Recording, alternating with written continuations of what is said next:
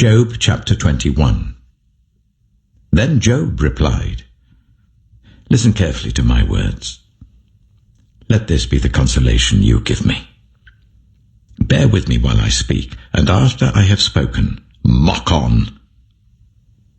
Is my complaint directed to a human being?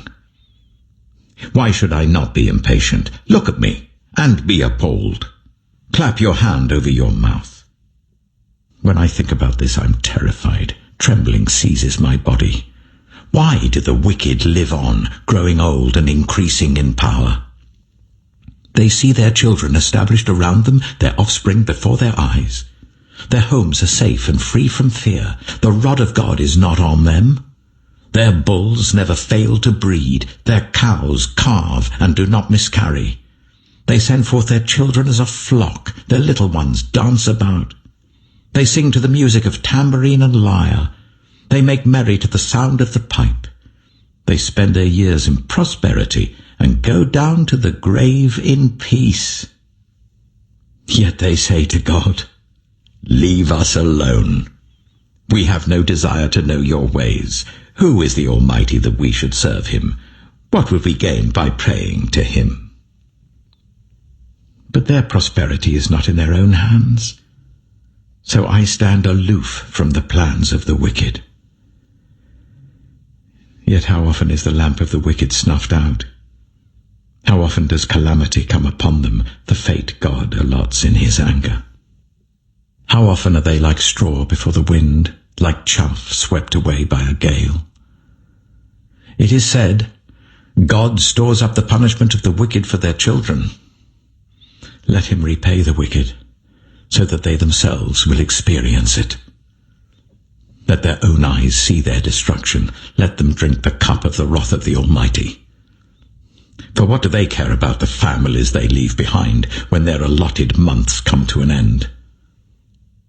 Can anyone teach knowledge to God, since he judges even the highest?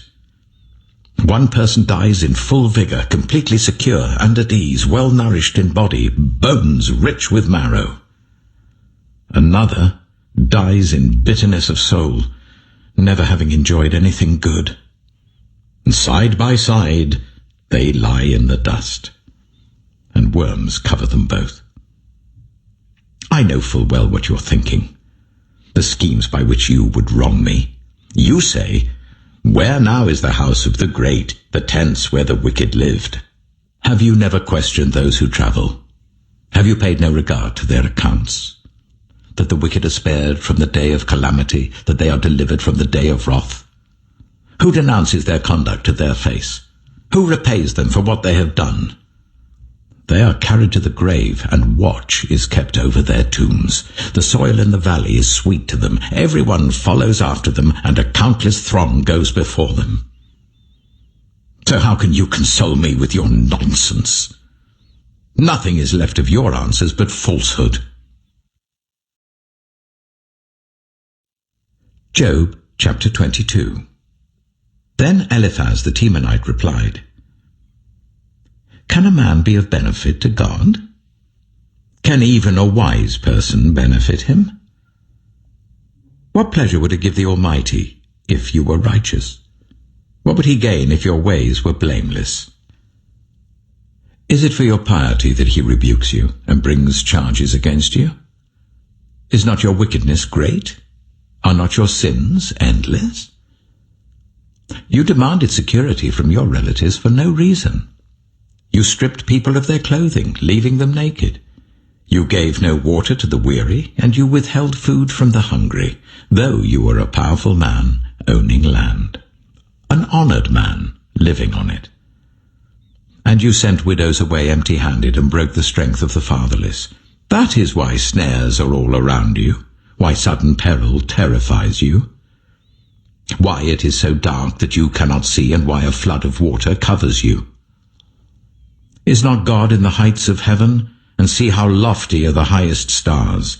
Yet you say, 'What does God know? Does he judge through such darkness?' Thick clouds veil him, so he does not see us as he goes about in the vaulted heavens. Will you keep to the old path that the wicked have trod?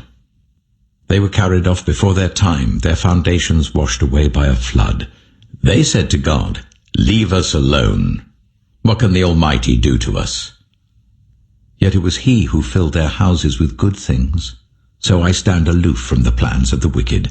The righteous see their ruin and rejoice. The innocent mock them, saying, "Surely our foes are destroyed, and fire devours their wealth."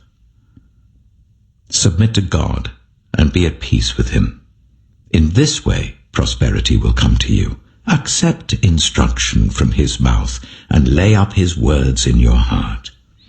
If you return to the Almighty, you will be restored. If you remove wickedness far from your tent and assign your nuggets to the dust, your gold of Ophir to the rocks in the ravines, then the Almighty will be your gold, the choicest silver for you. Surely then you will find delight in the Almighty and will lift up your face to God. You will pray to him and he will hear you, and you will fulfill your vows. What you decide on will be done, and light will shine on your ways. When people are brought low and you say, "Lift them up," then he will save the downcast. He will deliver even one who is not innocent, who will be delivered through the cleanness of your hands. Job chapter 23. Then Job replied, "Even today my complaint is bitter. His hand is heavy in spite of my groaning. If only I knew where to find him. If only I could go to his dwelling. I would state my case before him and fill my mouth with arguments. I would find out what he would answer me and consider what he would say to me. Would he vigorously oppose me with great power? No. He would not press charges against me. There the upright can establish their innocence before him, and there I would be delivered forever from my judge. But if I go to the east, he is not there. If I go to the west, I do not find him. When he is at work in the north, I do not see him. When he turns to the south, I catch no glimpse of him. But he knows the way that I take. When he has tested me, I shall come forth as gold. My feet have closely followed his steps. I have kept to his way without turning aside. I have not departed from the commands of his lips. I have treasured the words of his mouth more than my daily bread. But he stands alone, and who can oppose him? He does whatever he pleases. He carries out his decree against me, and many such plans he still has in store. That is why I am terrified before him. When I think of all this, I fear him. God has made my heart faint. The Almighty has terrified me. Yet I am not silenced by the darkness, by the thick darkness that covers my face. Psalm 128. Blessed are all who fear the Lord, who walk in obedience to him. You will eat the fruit of your labor. Blessings and prosperity will be yours. Your wife will be like a fruitful vine within your house. Your children will be like olive shoots around your table. Yes, this will be the blessing for the man who fears the Lord. May the Lord bless you from Zion. May you see the prosperity of Jerusalem all the days of your life. May you live to see your children's children. Peace be on Israel.